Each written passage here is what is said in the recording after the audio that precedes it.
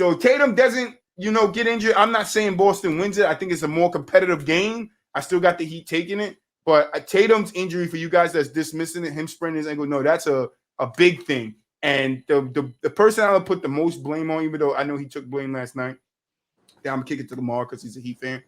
Jaylen Brown sold, as you guys say, in that game last night. He had 8 turnovers. He made bad decision. He has bad decision making all last night's game. And I know a lot of you fans like to talk about how JT, he doesn't make good decisions. He's bad at this. He's bad at that. No, JT and JB have some of the same deficiencies that they both need to work and fix. They both get a lot of turnovers.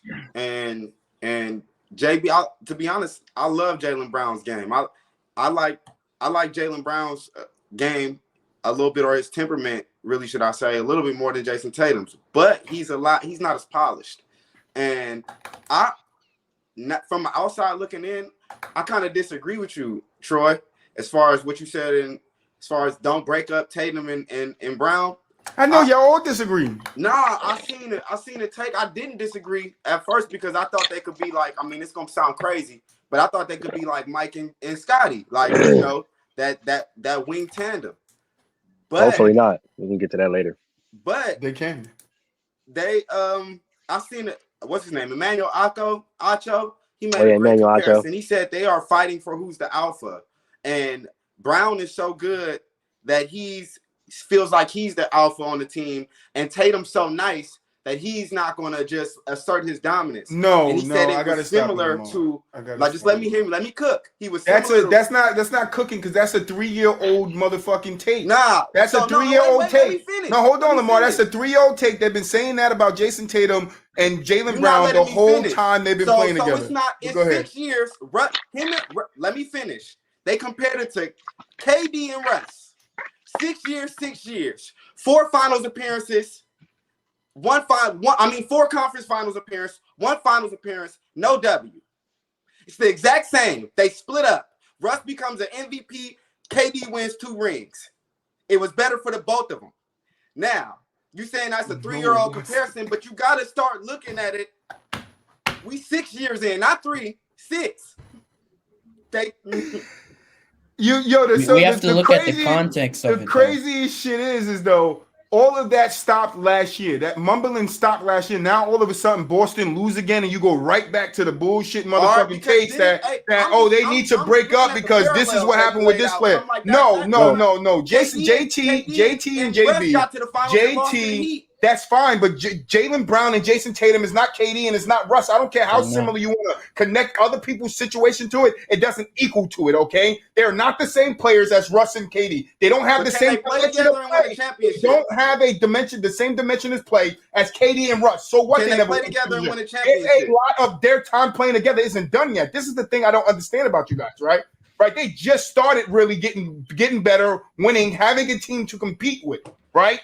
They just started getting it. So now you're telling me that, it's a tantrum because of these two and they're fighting over control, but nobody said they were fighting over control last year when they made the finals. Now all of a sudden they lose, and now it's, they're fighting over control, but this is the 3-year-old take. They've been saying that for the last 3 years, and you know when it stopped? Last year, when Tatum and Brown made it to a finals. That's when that talk stopped. That they're fighting for control. What happened last year? Why wasn't they fighting for control last year? Because Brown was the second option last year, if I'm not motherfucking mistaken. And Brown was played like a second option this year, if I'm not motherfucking mistaken. He stepped up in times that he needed to, and he's always done that. So what is the comparison between anybody else and what Tatum and Brown is? This is the thing about basketball. It was Russ always.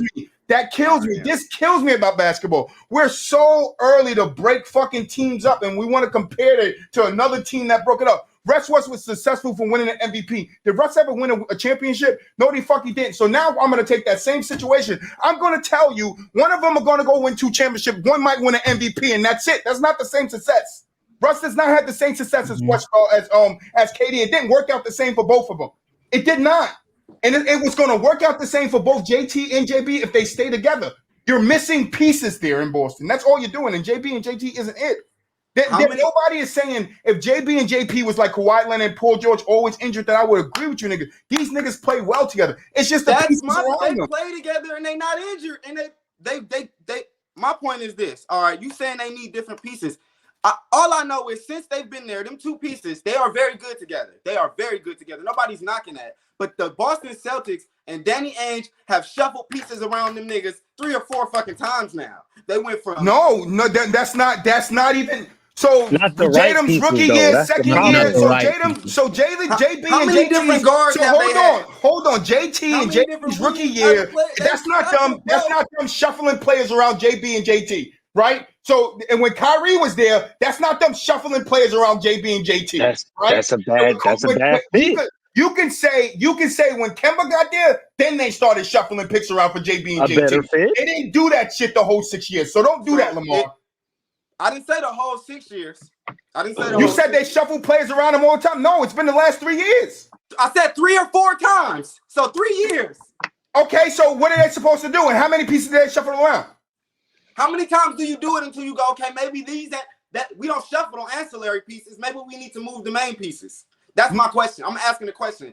How many times do you shuffle the pieces around something before you go, okay, maybe Boston's core has been there. Besides, if you take Kemba and you take Kyrie out, that core has been there together. JT, JB, Marcus Smart, and Al Horford, even though he went to Philly 76ers and came back, he's been there. So the main 4 or 5 guys has always been there. The pieces they shuffle around is the bench pieces. Right. Not everybody wins a title.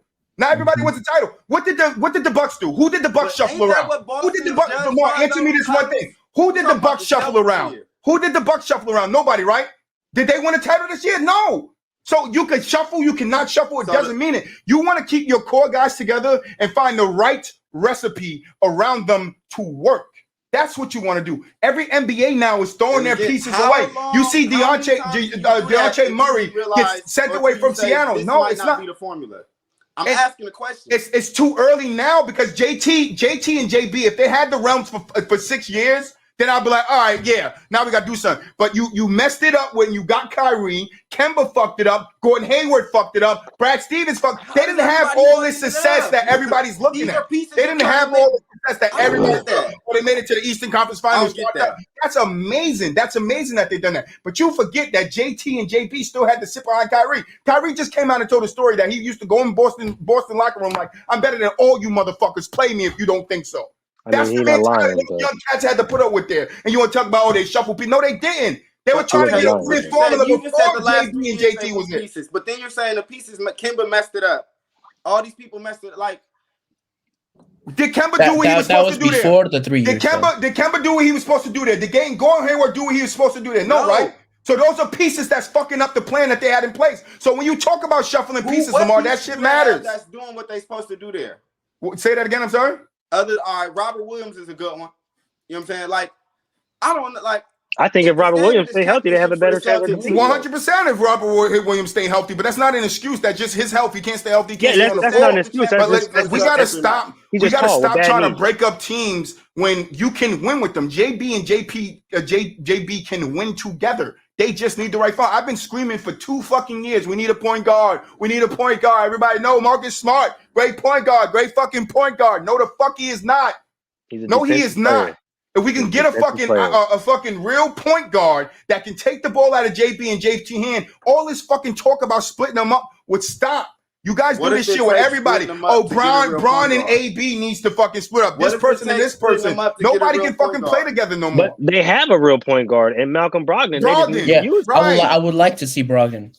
I would like to everybody would. That's what we've been calling for all season. Because Brogdon is the type of dude. Trade one of them. That's keep them two the fuck together. Brogdon into the starting lineup. Because Brogdon is a good passer. You know what? Troy's coming to the realization. Troy is coming to the realization that everybody wants JB and JT to break up because everybody wants JB, and that's fine. He's a good fucking player. He's a great fucking player. He's a great player, but he ain't going nowhere. I promise you that he ain't going.